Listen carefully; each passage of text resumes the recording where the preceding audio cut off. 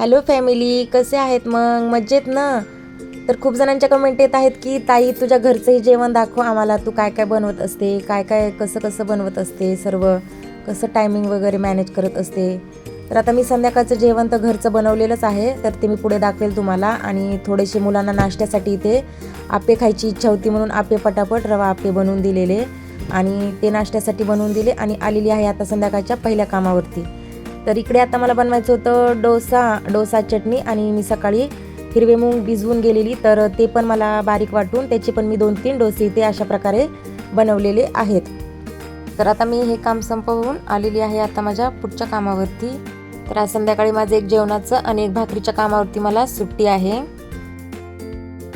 तर आता मग हे काम माझं बॅचलरचं आहे आता मी आलेल्या कामावरती. तर इथे आता मला बनवायचा होता दुधी भोपळा आणि चना डाळची हलकीशी रस्सावाली भाजी बनवायची होती.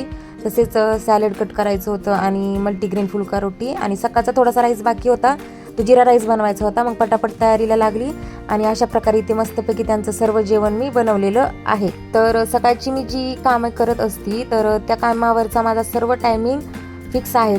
जो टायमिंग ठरलेला आहे त्या टायमिंगनुसार मला सर्व कामावरती पोहोचावं लागतं. कधी 10-5 मिनटं खालीवर होतातच मागे पुढे.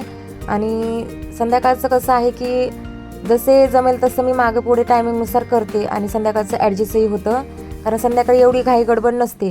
तर सकाळी खूप घाई गडबड आणि ज्या त्या वेळेमध्ये सगळ्यांचं फिक्स टायमिंग आहे, त्यामुळे सकाळची वेळेतच करावी लागतात आणि संध्याकाळी मागे पुढे टायमिंगनुसार मग मी कामे करत असते संध्याकाळची.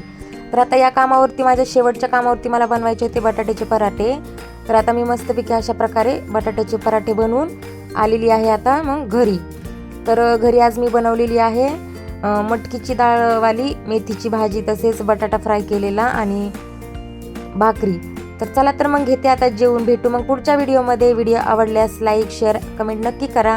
तसेच मी कालच्या 2-3 व्हिडिओमध्ये मी जेवण पटापट किंवा काय अगोदर मागे पुढे कसं लवकर लवकर आवरायचं काही टिप्स दिलेले आहेत, ते देखील व्हिडिओ तुम्ही नक्की पहा. चला तर मग भेटू, बाय बाय.